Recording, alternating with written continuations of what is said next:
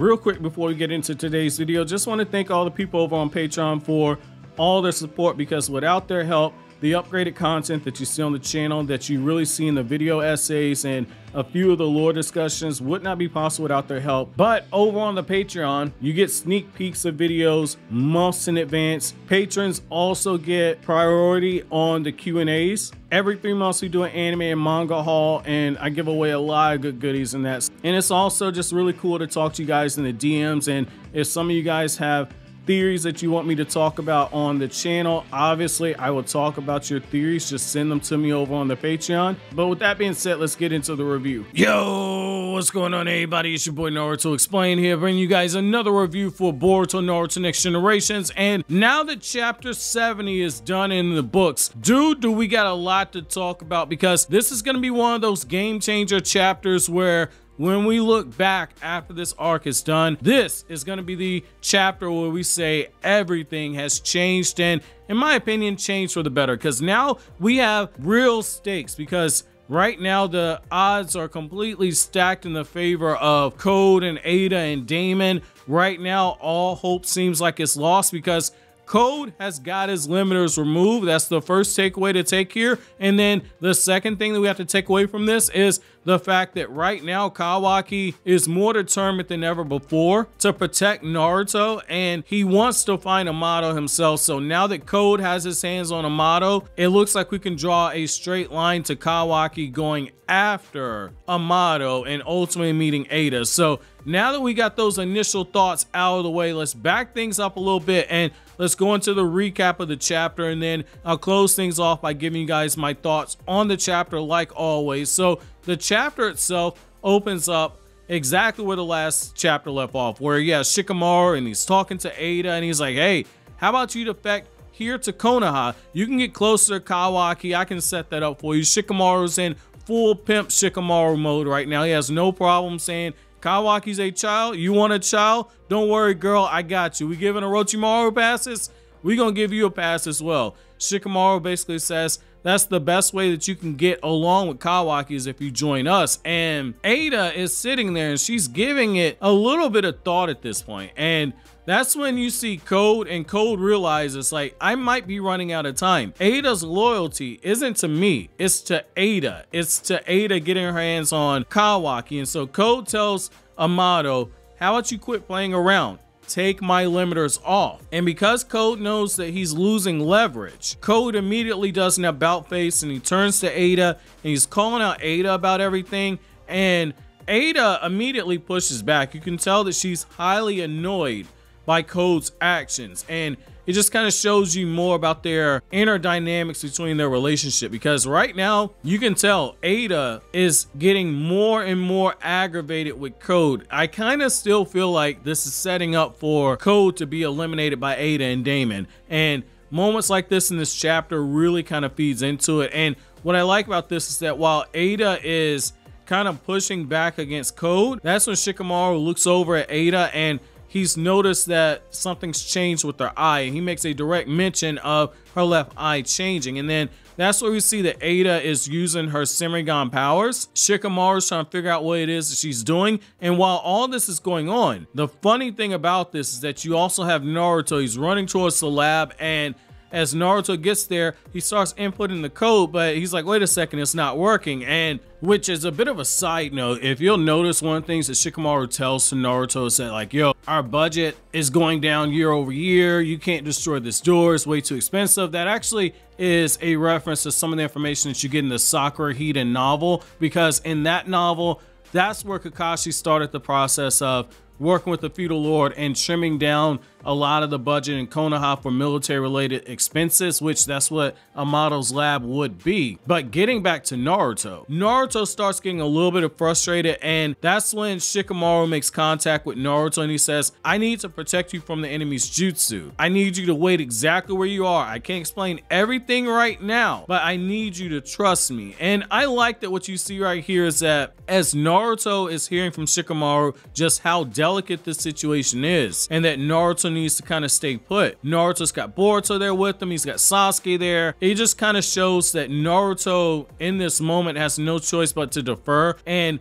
that kind of highlights something interesting about Naruto's Hokage. Naruto, especially now that he's lost the power of Kurama, Naruto as a character has always been somebody that kind of relies on other people. There are some things that, you know, he himself isn't the best at doing. And when it comes to thinking, I know it sounds like I'm throwing shade at Naruto, I'm not. But when it comes to thinking and thinking of, you know, complex situations, etc., that's what Shikamaru's there for. And now that Naruto's lost Kurama, he's gonna have to rely on other people around him more than ever before. And I like how this is kind of showing you that, like, yo, Naruto's not always gonna be able to step in and save the day. We're transitioning over from it being the story of Naruto and Boruto to it just being the Boruto story. And as Boruto said in chapter 1, Naruto still has a role to play in the story because Naruto is the Hokage. But now we're shifting to it being the Boruto story. And you kind of see it here where Naruto, under normal circumstances, just would have bust in and try to fight the enemy, but now he has to defer. And so I like this right here. This is a little bit of growth for Naruto, even if it's forced. And what I like here is that when Boruto and Sasuke show up, Boruto's immediately just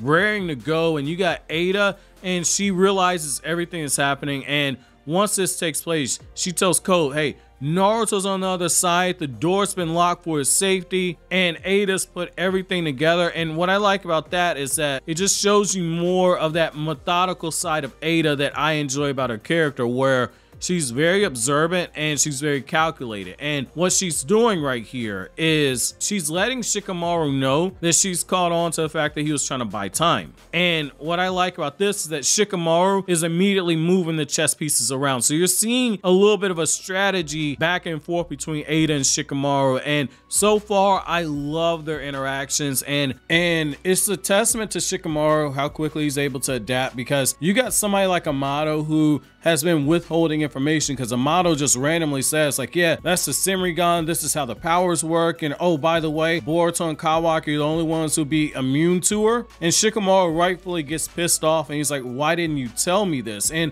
that goes back to it. A relationship built on mistrust can never flourish, and you see that with Shikamaru and Amado. I love the way that Shikamaru's face has been conveyed in this moment. I do kind of feel like it could have been a little bit more expressive, but this is a step up from what we've seen in the past. So I do like seeing that right there. And I like how Shikamaru has taken note of Ada's abilities. And when Shikamaru is talking to Amado, Amado kind of hangs himself because he's been withholding information and Shikamaru could have needed. And on the other side of Konoha, you also have Sumire talking to Kawaki, and she's warning Kawaki that whatever reason Amado had to give you that karma seal, I think it's for his own selfish reasons. You need to be careful. And now you got Shikamaru right back on this man's radar again. Amado is a perfect example of one of those people that they're so smart that they get arrogant and they start making stupid mistakes. That's essentially what he's done. Sumire and Shikamaru are probably going to be the checkmates to whatever plan Amado has. Whatever reason he has for Kawaki's body and the karma, it's going to get exposed.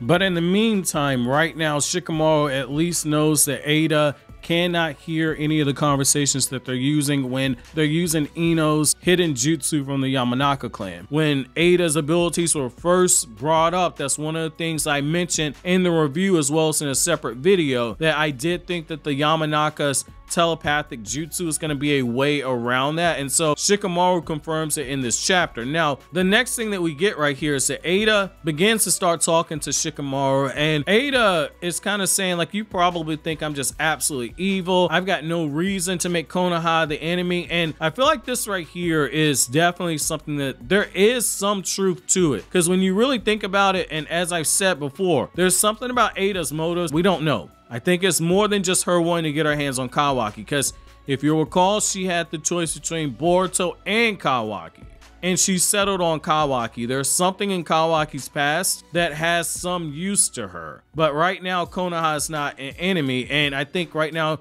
Konoha is not an enemy for her, simply for the fact that she knows how Kawaki feels about the village. But she could have chose either one of them. Now, it might be a thing where, you know, Kawaki's just more attractive than Boruto and just carries more of that masculine energy that radiates with her, because, you know, Boruto can be a little soft at times. So it could be that, but I think there's more to that. And so what Shikamaru does is Shikamaru continues playing chess with him. He's like, you know, because you're here with Code, you know, that's not really smart, girl. Are you really for the village? Or are you for Code? Right now, I got no choice but to consider you to be an enemy because of who you're standing beside. And so I like how Shikamaru is just trying to keep pushing and see how far he can get Ada before Ada either realizes exactly what he's doing or Ada joins sides with him. And so that's what he's trying to do here. And I like how when it shifts over to Kawaki, Sumire is like, oh my god, Boruto-kun is alive. I'm glad that he's safe. And Sumire's just going Boruto, Boruto, Boruto. And as she's talking to Kawaki, Kawaki's just running everything over in his head. And that's when we get the revelation that Kawaki is getting really, really pissed off over the fact that Amado gave him the karma seal, did it without his consent. And I like that because it goes back to two things. It goes back to the fact that Kawaki, when we first get introduced to him, one of the things that he says to Goro during their battle is that he hates relying on the power of the karma. He absolutely detests it. But when you look at the other thing that Jigen said to him, Jigen specifically said that you are empty. And what I like about this is that goes into the meanings behind Kawaki's name, and it goes into the meaning behind the Carl organization's name. But essentially, Jigen told him, you cannot and you will not feel whole until you have that karma. And so I like seeing that right there, because Kawaki is talking about how he's grateful that he has the karma seal, and it's the first time that he truly felt grateful to have this power because he could protect Naruto. And I like how the thing that he hated the most, he's willing to use it if it means protecting the person that he loves the most. And so I like that right there, because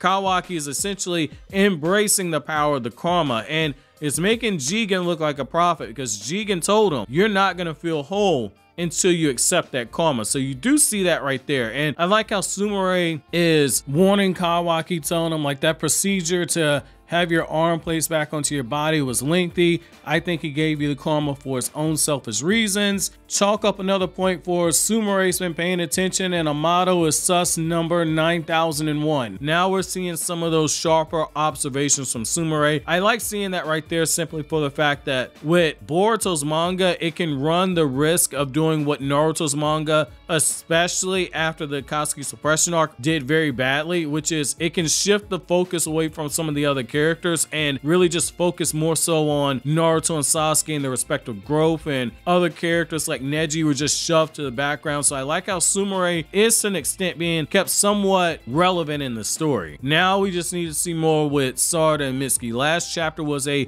welcome sight, but now we need to see more with those characters. So the scene then shifts back over to what's going on in the lab, and essentially what we have here is Amado. He's screaming in pain because Code is just taking those claw marks further and further into his body, and Code is telling him like, go ahead, take those limiters off of me, I'll end your suffering now. Shikamaru is trying to talk Amado through it, like saying like, hey Amado, he's not gonna kill you, just hang in there a little bit further. And as this is going on, we get a close-up of Ada's eyes, and it's just showing that as Code is wasting time trying to torture Amado, Ada is surveying the situation and she's come up with a backup plan. And so Ada very quickly says, Code, we need to get the hell out of here. And Ada then makes mention of the fact that Kawaki is on his way. And once this happens, Code realizes, I gotta get out of here because I can't fight Kawaki as Kawaki is.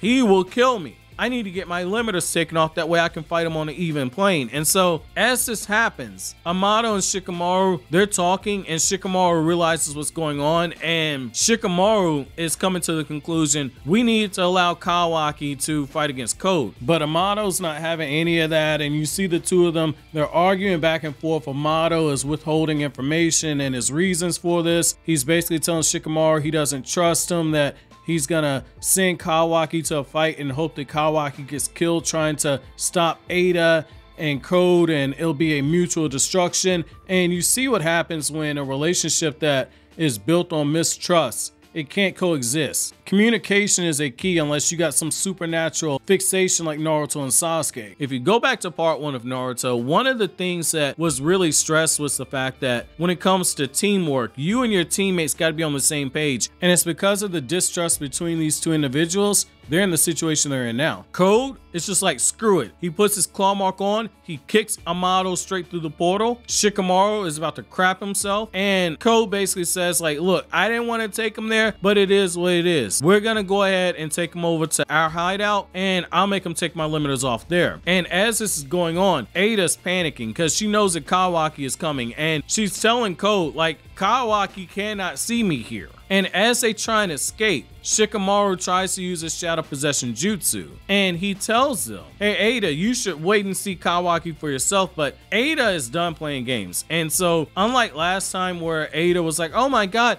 you're gonna let me see Kawaki, she's just going full demon mode. So Ada uses some of that control ability. Like I said, I'm comparing that to Makima from Chainsaw Man. Now, it could be that the way that she's controlling Delta just comes from the fact that Delta's so enamored with her that she'll do whatever for her attention. That's still control. That's still like Makima's control. Delta could not stop herself from attacking Shikamaru, because when this happens, Ada's teasing. She's like, oh my god, Delta, can't you help me? I'd really appreciate it. And when Delta goes at Shikamaru, she's pissed off. She tries to kick him. Shikamaru somehow manages to duck the attack. And as that happens, Code and Ada are completely freed of the Shadow Paralysis Jutsu, and they're able to get through Code's claw marks and teleport out of there. And as they go through the portal, Ada's got a little bit of doublespeak going on. When she's talking to Shikamaru, she's basically saying that it's been a pleasure, but she's got to say goodbye. And when she talks to Delta, she's basically telling her, I'll see you again soon. She's giving her love and etc. to her. But the doublespeak on there's a little bit of perversion on there. Classic Masashi Kishimoto. And what I like about this is that Delta's like, oh my god, I can't wait to see you again too. And it's just so funny to see her with that blushing expression. Once again, gotta give Ikimoto props on that, because he's definitely stepped up his expressions. I like seeing that right there. I want to see more of how he just drew Delta right here. So moving on to the last part of the chapter, Code, when he gets through the portal, he makes it clear like Shikamaru's gonna be on his list of people he's gonna kill. And just as he goes completely through the portal, Kawaki comes out, and when Kawaki gets there, Kawaki's looking around for Amado. He's demanding to know where he is, and Shikamaru brings him up to speed. And Shikamaru asks Kawaki to use the Sukuna Hikona to destroy Code's claw marks to make sure that he can't come into Konoha again. And I like how Shikamaru basically makes it known to Kawaki that like from here on out, we can go ahead and assume that Amado's actually dead. And it's for a really good reason, because when Amado gets into that lair, Damon's standing over him, Code's right beside him, Ada's on the other side, Bug is looking like an absolute pansy at this point, Damon's teasing him. Amado looks like he's just shit himself. He looks like he can't believe what he's seeing. It's like, it's bad enough that Ada's been unleashed, but now you also have Damon unleashed as well. And Amado gets pinned to the wall by Code, and he says, there's nobody here to save you. Take off my limiters now. Amado's trying to buy time. Amado's like, well, what's gonna happen to me when I take your limiters off? You really shouldn't kill me. Code ain't trying to hear none of that. He's like, look, take my limiters off. Amado keeps begging, spare my life. We're seeing a different side out of Amado right here. And if Amado's trying to gamble like this, that kind of lets me think that he's got a way to try and screw Code up in the long run. And what I like right here is that Code, when he first hears this from Amado, he doesn't agree right away. He tells him to stop wasting his time. And Amado finally relents. He gives the verbal command to have Code's limiters taken off, and that's when we get this huge bloom of smoke. Well done by Ikimoto on that. Well done. And I like the build up on there. That's good. If you look at the smoke, the way that the smoke is actually flowing, that's well done. What I like is that as we see that anticipation build up, and you see Damon, and you know, he's got the clothes flapping, the hair flapping, etc. That's when we get this beautiful shot where Code is standing in front of Amado. We get that back shot, and then it does a good impact shot where you see Code with this design. And so now the man's hair is all spiky, like not necessarily like Super Saiyan, but the man's hair is completely spiked out, and his eyes take on a much more different appearance to them. The man's eyelashes are thicker and more well done. I've seen people say that he looks like a bootleg Gojo. I'll leave that to you guys on there. However, Code looks down at his karma. He clenches his fists, and he directly states that he's a lot more powerful than before. And the next thing that we get is that Code looks over to Ada and basically says, it feels good to be at the peak of my power. I'm not gonna lose any fights from here on out. Now, I'm paraphrasing what he said, but that's the gist of what he went with. And what we get here is that the chapter ends off with a cliffhanger because Amado gets pinned to the wall and Code is apologizing, saying like, oh, that wound hurts. I'll free you from that pain in an instant. So it kind of makes it feel like either Code is about to heal this man or Code's about to kill him. And I like that right there. The only thing I would, again, I keep saying it, but if Amado's got to die, I really want it to be Ada that actually kills him, because Ada's got the biggest beef with him, because Ada was robbed of being able to experience love. Ada had her body modified against her will and pumped full of ninja tech like Kawaki. I would like to see Ada be the one that gets that kill. However, if it does end up being Code, I hope at the bare minimum this is the start of Code getting another character arc. But overall, I'm satisfied with the chapter. Having Ada there on the battlefield kind of makes it impossible to fight. So moving forward, you've got to find a way to get Ada away from the battlefield. But right now, you got Ada who can control people's hearts. You got Code who has his limiters taken off, his powers now above Jigen's, and you got Damon who has the ability to